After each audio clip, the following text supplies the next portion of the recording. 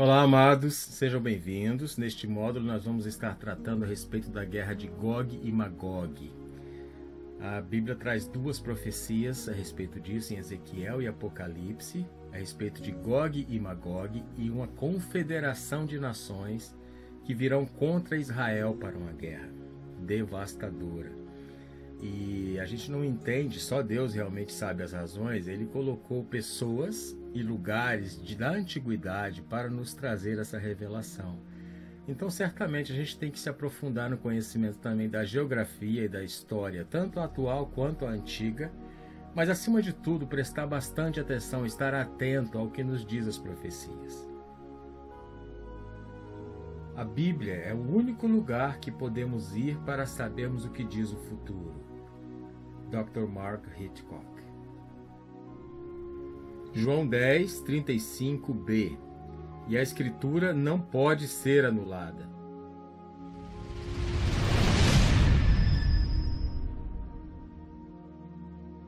Existe um forte paralelismo entre o livro de Ezequiel e o livro de Apocalipse. Em Apocalipse, são encontradas mais de 130 referências ou alusões literárias ao livro de Ezequiel. Dentre esses paralelos mais óbvios, podemos ver a guerra de Gog e Magog contra Israel. Entretanto, vale notar que são dois conflitos diferentes.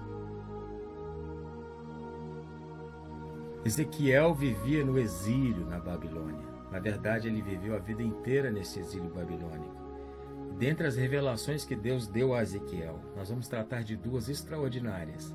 Uma é o renascimento de Israel como nação, capítulos 36 e 37, e a outra é a guerra de Gog e Magog contra Israel, que está relatada nos capítulos 38 e 39. Essa guerra de Gog e Magog, na verdade, vai ser uma confederação de nações que Gog reunirá dos filhos de Jafé. Filhos de Jafé, que era filho de Noé, os netos de Noé, entre eles o Magog, o Meseque e Tubal, dentre outros. Eles terão a confederação de nações para atacar Israel. A primeira profecia que Ezequiel menciona, que é o renascimento de Israel, isso já aconteceu.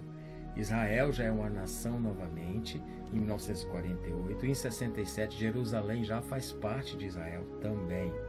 Agora, a guerra de Gog e Magog ainda não aconteceu, e está para acontecer. A Bíblia não é precisa quanto ao tempo, mas pelas indicações proféticas que a gente vê, ela vai acontecer ou antes do arrebatamento da igreja, ou durante a grande tribulação. Será, como a gente já disse, um conglomerado de nações contra Israel. Não é toda a terra, não serão todas as nações da terra, serão algumas, mas o impacto será certamente global, impactará todo mundo, porque o efeito dessa guerra será devastador. De acordo com as profecias de Ezequiel, nós vemos que essa confederação de nações será liderada por Gog. O ataque a Israel vem do norte e acontecerá antes ou durante a grande tribulação. De acordo com as profecias relatadas por João em Apocalipse, nós podemos ver que essa confederação de nações é liderada por Satanás e que o ataque a Israel vem de todos os lados e acontecerá após o milênio.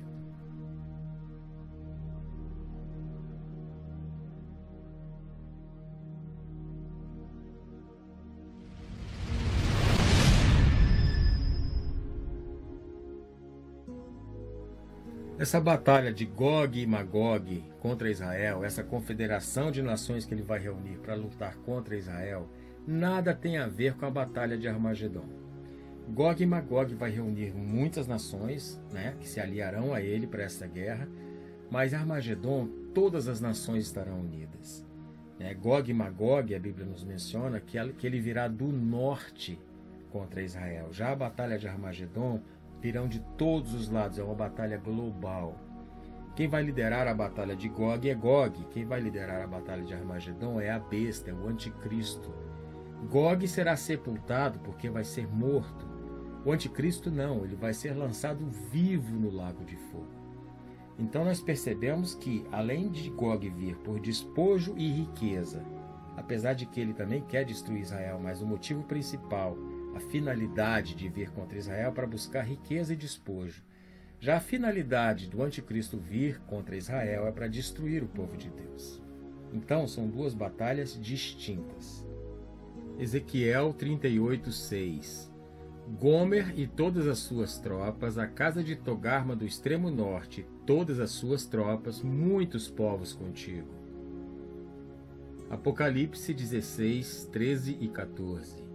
E da boca do dragão, e da boca da besta, e da boca do falso profeta, vi sair 3 espíritos imundos, semelhantes a rãs, porque são espíritos de demônios que fazem prodígios, os quais vão ao encontro dos reis da terra e de todo o mundo, para os congregar para a batalha naquele grande dia do Deus Todo-Poderoso.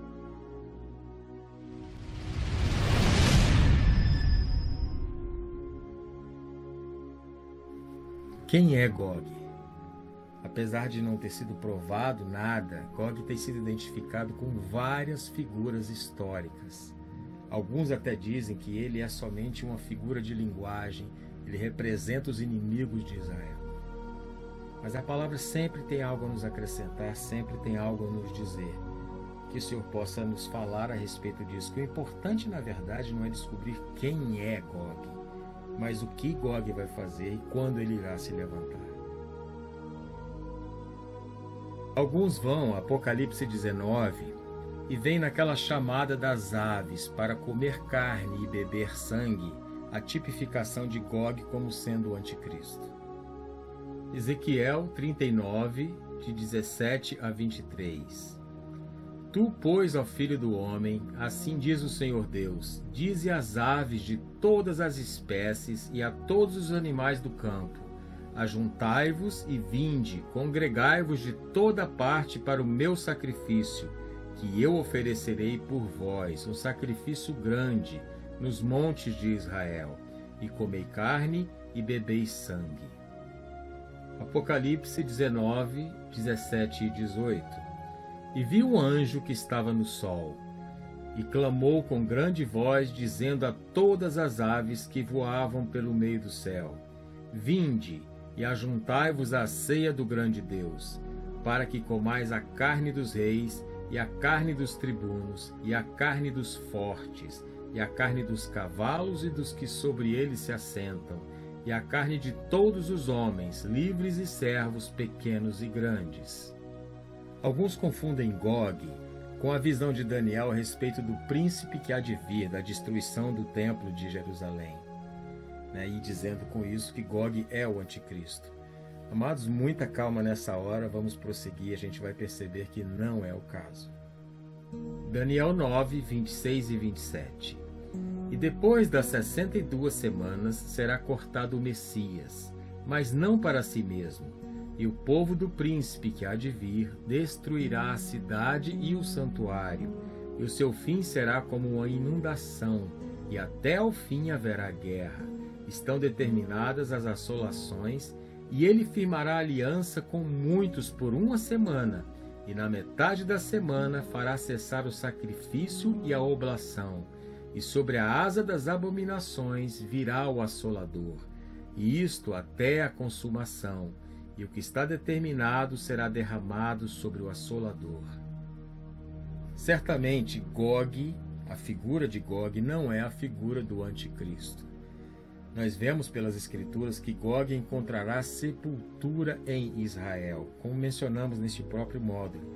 E o anticristo, na batalha do Armagedon, vai ser derrotado por Jesus. Ele e o falso profeta, a besta e o falso profeta, o anticristo e o falso profeta, serão lançados vivos no lago de fogo. Então, claramente, nós podemos identificar não só pelo contexto das duas batalhas, mas principalmente porque um vai vivo para o lago de fogo e o outro vai encontrar sepultura em Israel. Ezequiel 39, 11 e 12.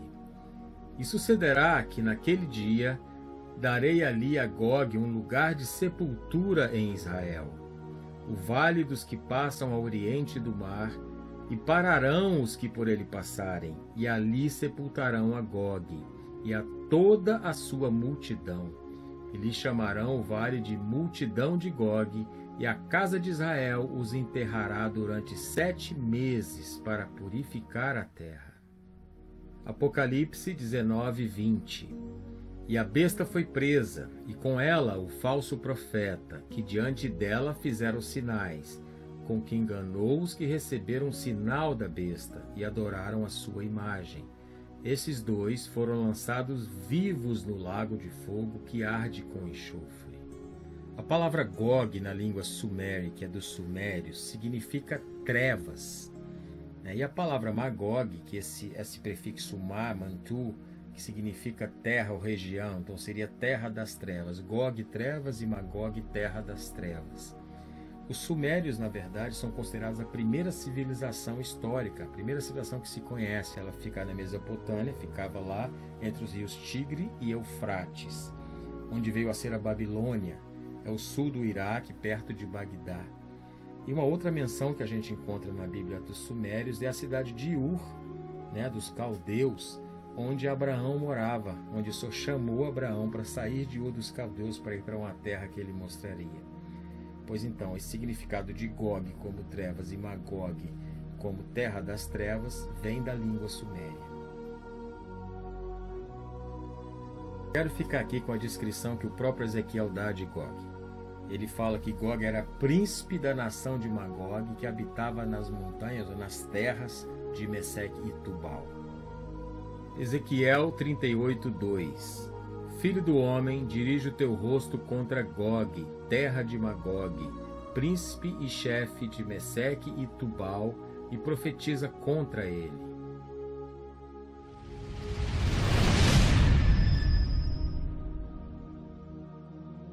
Todos nós conhecemos a história de Noé e sua família e a arca, Quando eles saíram da arca, foram eles que repovoaram a terra, Noé e os seus filhos, Sem, Cão e Jafé.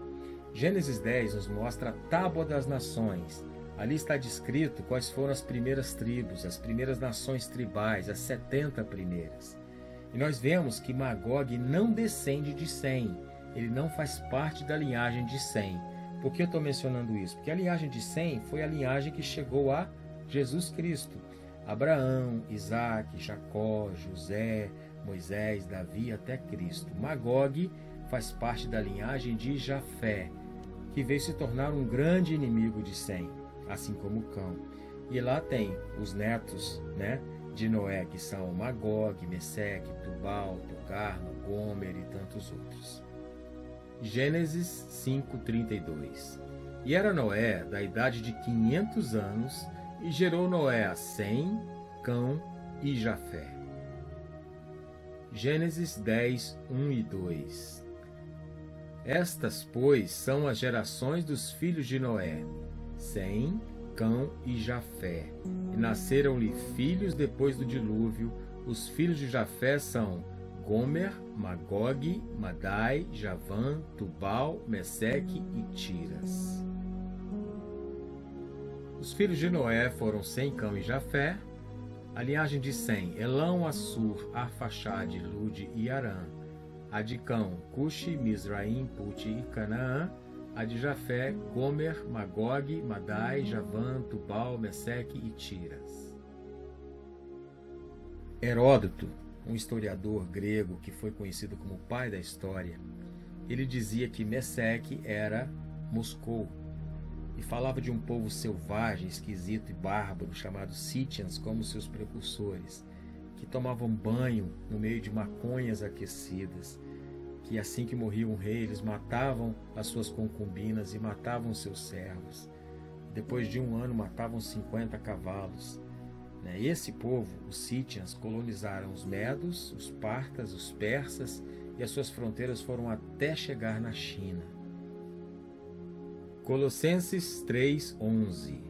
Onde não há grego, nem judeu, circuncisão, nem incircuncisão, bárbaro, cita, servo ou livre, mas Cristo é tudo e em todos. O conceituadíssimo historiador Flávio Joséfo, um judeu, assim como Heródoto, ele dizia que os magogianos eram chamados pelos gregos de Scythians, que eles moravam nas montanhas do Cáucaso, na Rússia. E ele ainda afirma que esse povo era bárbaro, era o bárbaro dos bárbaros. Eles foram os pais dos chamados cossacos. Eles eram um povo guerreiro, valente, muito hábil. E no século 8, 9, 10 a.C., eles conquistaram do que é hoje a Ucrânia até a China. E alguns escritores árabes mencionam que a muralha da China, ela chamava Muralha Al-Magog, porque ela foi construída, de acordo com os escritos árabes, exatamente para deter o avanço dos citas, o avanço dos de Magog. Ezequiel 38, 1 a 3. Veio a mim a palavra do Senhor, dizendo: Filho do homem, dirige o teu rosto contra Gog, terra de Magog, príncipe e chefe de Meseque e Tubal, e profetiza contra ele, e dize: Assim diz o Senhor Deus: Eis que eu sou contra ti, ó Gog, príncipe e chefe de Meseque e de Tubal. Muitos historiadores descrevem Meseque como sendo Moscou, Rússia, a parte ocidental da Rússia. Quando nós vamos a Ezequiel e vemos a descrição de Gog, que fala que Gog era príncipe e chefe de Meseque e Tubal, essa palavra chefe em hebraico quer dizer Rosh, que significa para alguns Rússia. Só que essa palavra aparece 450 e poucas vezes na Bíblia, e ela nunca aparece como nome próprio, sempre se referindo a pico, a cabeça e, nesse caso, chefe. Meseque foi fundador dos Mosques, um povo bárbaro que habitava nas montanhas mosquianas. O nome grego Mosques é derivado do termo hebraico Meseque, é de onde procede o nome da cidade de Moscou. E Tubal é dos Tibarenói, povo que habitava aos arredores do Mar Negro, a oeste dos Mosques. Dr. Gisenius. Alguns historiadores creem que o nome Tubal está ligado a Tabali, que vem do leste da Anatólia. Outros dizem que é Tobolsk, uma cidade importante, grande e forte da Rússia, na parte do Oriente. Mas o que sabemos mesmo é que Ezequiel diz que esse exército será formado e virá do extremo norte de Jerusalém. Quando vir o exército russo começar a mover-se para o sul e entrar na Turquia, vista suas roupas de sábado e prepare-se para receber o Messias. Rabi Chaim Valoshiner, século XIX. A próxima guerra não será contra os árabes, mas com os russos. General Moshe Dayan, ministro da Defesa de Israel, 1968. Se pegarmos Jerusalém e traçarmos uma linha latitudinal para o norte, a gente vai encontrar a Rússia e muito facilmente Moscou. 2.600 anos atrás, Ezequiel falava dessas referências, sem saber se Moscou estaria ali, se seria uma nação importante, seria uma capital importante no mundo. Os Askenazes. Muitos descartam a Rússia totalmente, porque os Askenazes não estão relacionados entre as nações aliadas, entre aquela confederação de nações que vai ser formada e liderada por Gog para atacar Israel. E os Askenazes, para alguns, são considerados os ancestrais dos russos, o que, na verdade, é uma informação errada. Os russos não vieram dos Askenazes. Gênesis 10, de 5 a 7. Os filhos de Jafé foram Gomer, Magog, Madai, Javã, Tubal, Meseque e Tirás. Eles foram os antepassados dos povos que trazem os seus nomes. Os descendentes de Gomer foram os povos de Askenaz, de Rifate e de Togarma. Os descendentes de Javã foram os povos de Elisá, da Espanha, de Chipre e de Rhodes. Askenaz era filho de Gomer. Seus antepassados vieram da Europa Central e do Leste. Era um povo de guerra, um povo de luta. A Bíblia menciona eles se juntando a Ararat e Mini para algumas batalhas. A história nos conta que eles se juntaram a Ascusa e a Mini também para brigar contra os assírios. E eles se estabeleceram ao norte do Eufrates, ali perto da Armênia. Jeremias 51, 27. Arvorai um estandarte na terra, tocai a buzina entre as nações, preparai as nações contra ela, convocai contra ela os reinos de Ararat, Mini e Askenaz, ordenai contra ela um capitão, fazei subir cavalos como lagartas eriçadas. Como já mencionamos antes, alguns historiadores descrevem Mesek como sendo Moscou, a parte ocidental da Rússia. Esse povo se expandiu, e se ramificou linguisticamente também, se chamando eslavos. Várias nações eslavas, dentre eles a Rússia. Então podemos dizer que a Rússia tem origem eslava. Os povos eslavos, descendentes de Mesek, foram divididos em 3 grupos: os ocidentais, os orientais e os meridionais. Os ocidentais são os tchecos, os eslovacos, os morávios, os poloneses e os silesianos. Os meridionais são os bosníacos, os croatas, os macedônicos, os sérvios e os eslovenos. E os ocidentais são os bielorrussos, os russos e os ucranianos.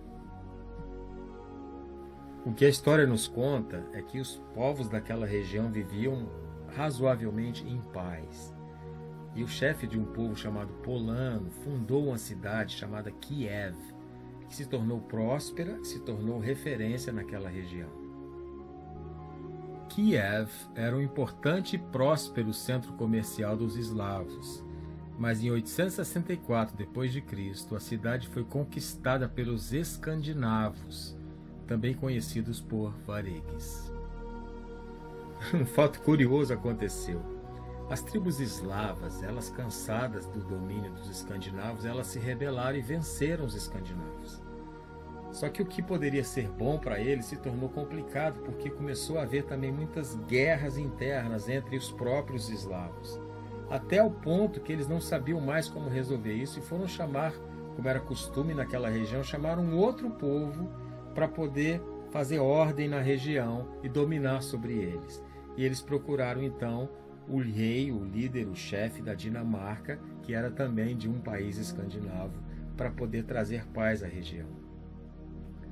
Depois de libertos, os eslavos travaram grandes lutas internas, tanto que em 862 convidaram Riurik e os seus irmãos Sineus e Truvor da Dinamarca para restaurar a paz e para governá-los. Bem, para que contar esse tanto de história? Eu achei importante pelo seguinte: porque esse nome Rússia, russo, veio da palavra Rus, que na verdade significa os remadores escandinavos. Esse nome Rus era o nome dos remadores escandinavos. Tão comum em toda a região, todo mundo conhecia eles assim. Só que com o tempo, eles foram se estabelecendo exatamente onde estavam os eslavos e ficaram ali. E aí acabou sendo a designação do próprio povo, Não escandinavo, dos eslavos, de onde provém a Rússia. Da origem da Rússia são os eslavos, que a origem dos eslavos são os de Mesek. Então nós podemos entender sim que tem uma direta referência de Mesek com Moscou, com Rússia, por causa dos eslavos e do próprio nome Rus que surgiu daí. Bem, e a Turquia? Aí existem vários conflitos, de várias correntes teológicas. Uns dizem que é a Rússia, que Mesek vem da Rússia, que Magog é a terra da Rússia. Outros dizem da Turquia, outros dizem dos persas, enfim, existem várias correntes. Mas por que a Turquia? Porque alguns traçaram o norte de Jerusalém do Marco Zero do Polo Norte e chegaram a Ankara, da Turquia, dizendo então que o norte de Jerusalém era Ankara. Sim, pode ser, Pode ser, pode não ser.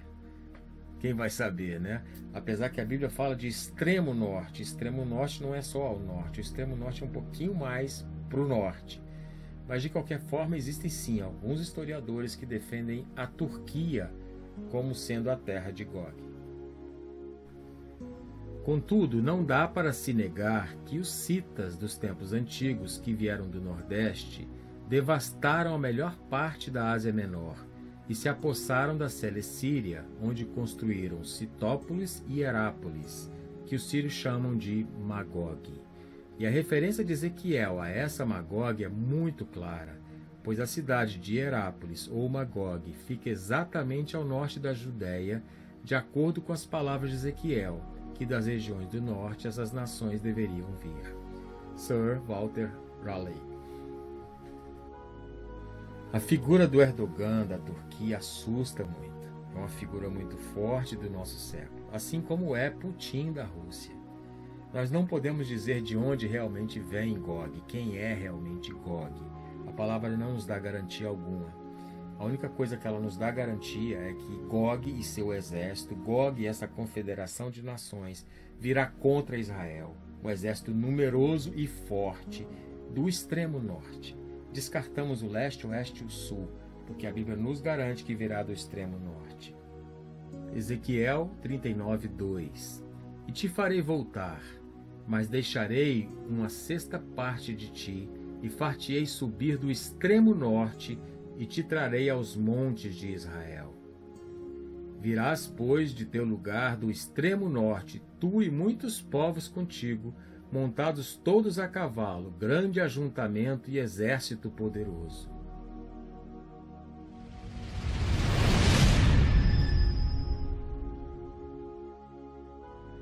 Não é novidade alguma ver uma confederação de nações se agrupar para vir atacar Israel, que deseja o seu fim, que deseja ver a sua aniquilação completa. A história nos mostra isso acontecendo várias vezes. A palavra também nos mostra várias vezes grupos se reunindo com ódio, querendo atacar Israel para a sua destruição. Salmo 83, de 4 a 8a. Disseram: vinde e desarraiguemo-los, para que não sejam nação, nem haja mais memória do nome de Israel, porque consultaram juntos e unânimes, eles se unem contra ti, as tendas de Edom e dos ismaelitas, de Moabe e dos agarenos, de Gebal e de Amon e de Amaleque, a Filistia com os moradores de Tiro, também a Assíria se ajuntou com eles. Salmo 83:12. Tomemos para nós as casas de Deus em possessão. Bem, aqui vai um relato mais moderno, mais atual, a Guerra dos 6 Dias, em meados de 1967, quando um grupo de nações confederadas se reuniu também para atacar Israel, capitaneados pela Síria, pela Jordânia e pelo Egito, apoiados por Iraque, por Argélia, por Sudão, Arábia Saudita, Kuwait, e também o apoio do serviço secreto da União Soviética, dando informações para eles. Nós sabemos qual foi o resultado, que Israel prevaleceu em 6 dias nessa guerra. Onde eu quero chegar aqui não é falar da guerra em si, é falar dessa confederação de nações. Sabemos que Gog vai juntar uma confederação de nações, vai pegar um monte de nações que vão se aliar a ele para combater Israel. Nós sabemos que entre eles não há concórdia, não há união. Veja o exemplo do Iraque e do Kuwait, recente também, que o Iraque invadiu o Kuwait. Mas quando se trata de se unir para um bem maior comum, um objetivo maior entre eles, que é destruir Israel, eu não vejo muita dificuldade para Gog arrumar essa confederação. Mesmo que entre eles hajam rusgas, hajam desentendimentos, quando eles colocam que o primeiro motivo, a finalidade é destruir Israel, eles vão achar forças para se agrupar, para se unir. Porque nós vemos hoje, entre as nações que a Bíblia cita, não vamos falar delas, algumas têm rusgas, como a Turquia e a Rússia, o próprio Pérsia, que é o Irã, mas essas rusgas somem, essas rusgas desaparecem quando se fala, opa, vamos destruir Israel. Ezequiel 38:9. Então subirás, virás como uma tempestade, far-te-ás como uma nuvem para cobrir a terra, tu e todas as tropas e muitos povos contigo. Ezequiel 38:22. E contenderei com ele por meio da peste e do sangue, e uma chuva inundante, e grandes pedras de saraiva, fogo e enxofre farei chover sobre eles, e sobre as suas tropas, e sobre os muitos povos que estiverem com ele. Ezequiel 38:5 e 6. Persas, etíopes e os de Pute com eles, todos com escudo e capacete, Gomer e todas as suas tropas, a casa de Togarma, do extremo norte, e todas as tuas tropas, muitos povos contigo. Vamos dar uma atualizada nas nações confederadas, então. né, tentando ser o mais coerente possível, né, dentro da realidade dos países atuais.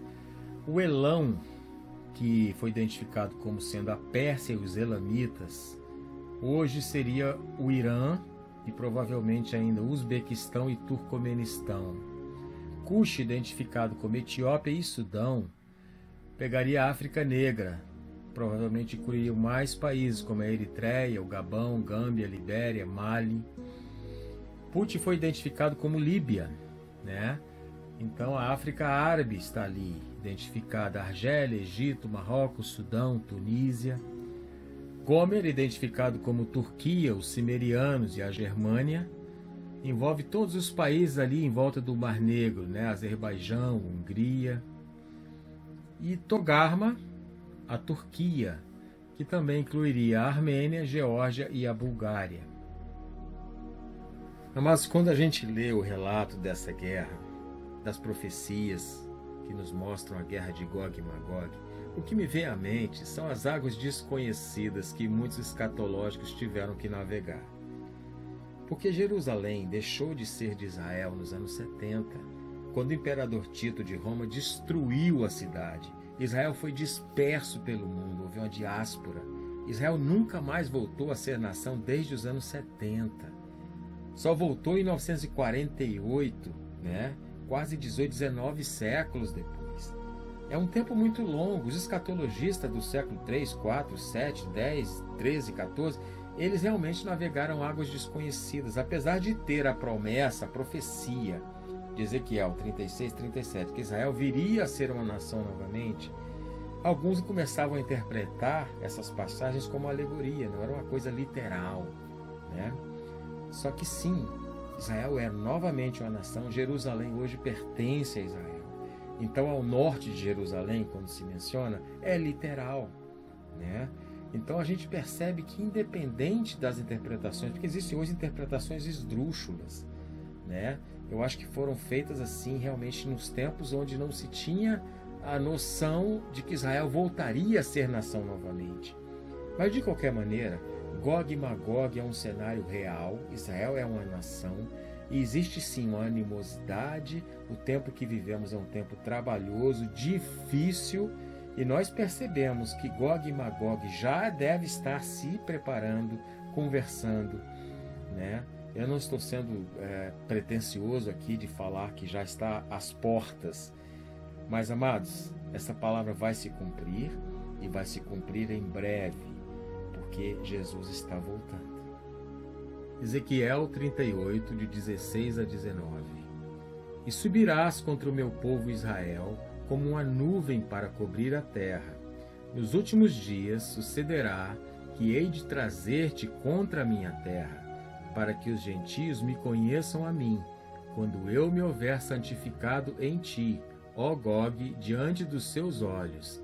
Assim diz o Senhor Deus: não és tu aquele de quem eu disse nos dias antigos, por intermédio dos meus servos, os profetas de Israel, nos quais naqueles dias profetizaram largos anos, que te traria contra eles? Sucederá, porém, naquele dia, no dia em que vier Gog contra a terra de Israel, diz o Senhor Deus, que a minha indignação subirá à minha face, porque disse no meu zelo, no fogo do meu furor, que certamente naquele dia haverá grande temor sobre a terra de Israel. Isaías 66, 8. Quem jamais ouviu tal coisa? Quem viu coisas semelhantes? Poder-se-ia fazer nascer uma terra num só dia, nasceria uma nação de uma só vez, mas Sião esteve de parto e já deu à luz seus filhos. Ezequiel 37, 21 e 22. Diz-lhe, pois, assim diz o Senhor Deus: eis que eu tomarei os filhos de Israel dentre os gentios, para onde eles foram, e os congregarei de todas as partes, e os levarei à sua terra. E deles farei uma nação na terra, nos montes de Israel, e um rei será rei sobre todos eles. E nunca mais serão duas nações, nunca mais para o futuro se dividirão em dois reinos. Com a volta de Israel à cena, muitas coisas se encaixam como luva agora no cenário profético. Apesar que existem aqueles que ainda não querem Israel de volta, consideram Israel carta fora do baralho, continuam com suas interpretações às vezes esdrúxulas, né? Porque se torna alegórica a tal ponto que nada mais é absoluto. Bom, Jerusalém é realmente uma cidade, e ao norte de Jerusalém, do norte de Jerusalém, virá Gog e Magog. Assim como Deus revelou a Ezequiel, assim será. Amós 9,15. E plantá-los-ei na sua terra, e não serão mais arrancados da sua terra que lhes dei, diz o Senhor teu Deus.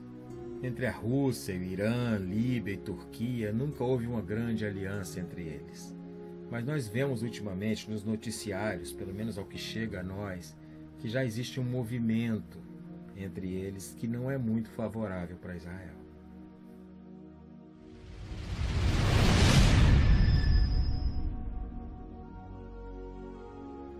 Nós chamamos o cumprimento da profecia de Ezequiel como o primeiro combate, que é quando Gog e sua confederação de nações virá contra Israel.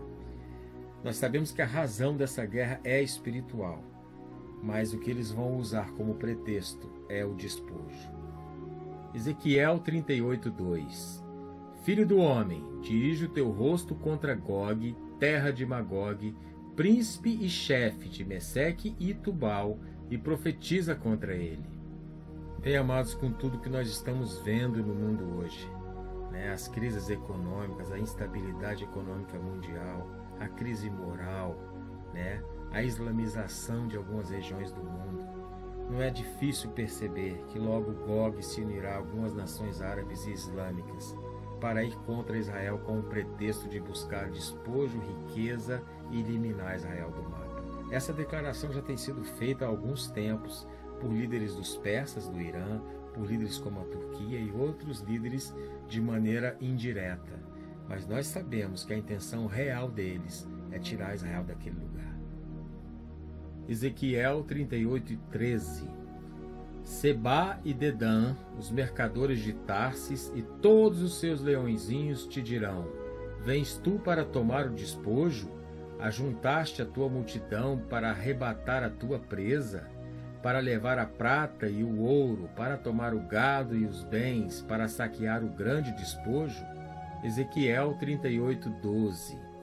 A fim de tomar o despojo e para arrebatar a presa, e tornar a tua mão contra as terras desertas que agora se acham habitadas, e contra o povo que se congregou dentre as nações, o qual adquiriu gado e bens e habita no meio da terra.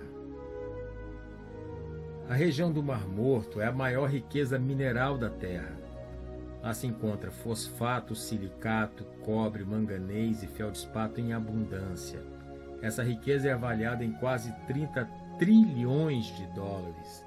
A riqueza desses 6 minerais é maior do que toda a riqueza mineral dos Estados Unidos, Inglaterra, França, Itália e Alemanha juntos. A fortuna do Mar Morto foi avaliada e considerada superior ao valor de todo o ouro já extraído na Terra. Lá ainda tem chumbo, prata, xisto, urânio, níquel, magnésio, antimônio em abundância. Novamente, falar que Gog está reunindo essas confederações para destruir Israel. E nós vemos em background, nós vemos nos bastidores dessas nações aliadas, que muitas delas são islâmicas, ou então de grande influência islâmica. Por isso, alguns estudiosos, historiadores, chamam essa guerra de Guerra Santa. Não como jihad simplesmente, mas dessas nações islâmicas ou de grande influência islâmica virem contra Israel. Nós sabemos que Israel vai prevalecer pelo poder de Deus sobre todos esses inimigos. Mas essa guerra tem um contexto de guerra religiosa, sim. Ezequiel 38, de 21b a 23. A espada de cada um se voltará contra seu irmão, e contenderei com ele por meio da peste e do sangue, e uma chuva inundante e grandes pedras de saraiva, fogo e enxofre farei chover sobre ele, e sobre as suas tropas, e sobre os muitos povos que estiverem com ele, Assim eu me engrandecerei e me santificarei, e me darei a conhecer aos olhos de muitas nações, e saberão que eu sou o Senhor. Terremoto, peste, sangue, montes mudando de lugar, saraivada de fogo. Muitos creem que nessa guerra de Gog e Magog haverá uma parte dela nuclear, atômica. Ezequiel 38:20. De tal modo que tremerão diante da minha face os peixes do mar, e as aves do céu, e os animais do campo, e todos os répteis que se arrastam sobre a terra, e todos os homens que estão sobre a face da terra, e os montes serão deitados abaixo, e os precipícios se desfarão, e todos os muros desabarão por terra. Ezequiel 39, 3 e 4. E com um golpe tirarei o teu arco da tua mão esquerda, e farei cair as tuas flechas da tua mão direita. Nos montes de Israel cairás, tu e todas as tuas tropas, e os povos que estão contigo, e as aves de rapina de toda espécie, e aos animais do campo te darei por comida. Ezequiel 39, 5 e 6. Sobre a face do campo cairás, porque eu o falei, diz o Senhor Deus, e enviarei um fogo sobre Magog, e entre os que habitam seguros nas ilhas, e saberão que eu sou o Senhor. Ezequiel 39, 9. E os habitantes da cidade de Israel sairão e acenderão fogo, e queimarão as armas e os escudos e as rodelas com os arcos e as flechas, e com os bastões de mão, e com as lanças, e acenderão fogo com elas por 7 anos. Bem, um rescaldo atômico pode durar 7 anos, né? Certamente uma madeira não vai ficar queimando 7 anos, bosques não ficarão queimando 7 anos. E ainda vai demorar 7 meses para enterrar os seus mortos. Eles vão procurar os mortos por todos os lugares, vai ter um grupo de homens preparados para identificar esses mortos. E junto, quando encontrarem um morto, eles vão botar um sinal, né? E virar outro grupo para enterrar esse morto. Quer dizer, uma coisa que nunca foi relatada dessa maneira na história, principalmente na história bíblica. Então é uma coisa realmente diferente. Vai haver um grupo preparando o caminho para os enterradores de mortos, e com a intenção de purificar a terra. Realmente é uma margem muito grande de que algo poderoso, um armamento poderoso foi usado ao invés dos convencionais de guerras anteriores. E esse sinal, alguns historiadores dizem que é exatamente um sinal atômico, dizendo, olha, isso aqui precisa ser tratado, esse morto tem que ser enterrado. Enfim, por toda a terra, diz que toda a terra vai estar enterrando eles. Realmente vai ser uma coisa muito abrangente, muito poderosa, porque foi capaz de mudar os montes de lugares, de abalar os montes. Ezequiel 39, 11 e 12. E sucederá que naquele dia darei ali a Gog um lugar de sepultura em Israel, o vale dos que passam ao oriente do mar, e pararão os que por ele passarem, e ali sepultarão a Gog e a toda a sua multidão. E lhe chamarão o vale da multidão de Gog, e a casa de Israel os enterrará durante 7 meses para purificar a terra. Ezequiel 39, 14. E separarão homens que incessantemente percorrerão a terra, para que eles, juntamente com os que passam, sepultem os que tiverem ficado sobre a face da terra, para a purificarem. Durante 7 meses farão essa busca. Ezequiel 39, 15 e 16. E os que percorrem a terra, a qual atravessarão, vendo algum osso de homem, porão um lado um sinal, até que os enterradores o tenham enterrado no vale da multidão de Gog. E também o nome da cidade será Amona. Assim purificarão a terra. Certamente será um tempo oportuno para o anticristo se levantar e tentar trazer ordem à terra, né, fazendo um pacto de paz com Israel e com as nações. Porque depois de um evento como esse vai haver muito caos, muito problema. Vai precisar realmente de ordem na terra.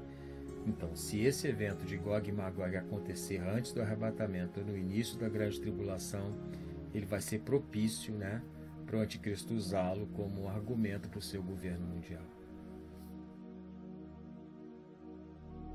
foco dessa guerra de Gog e da terra de Magog contra Israel não está muito claro e definido nas Escrituras. O que a gente pode entender é que essa guerra se dará antes de Armagedon, ou seja, ela deve se dar no início da grande tribulação ou até mesmo antes do arrebatamento da igreja.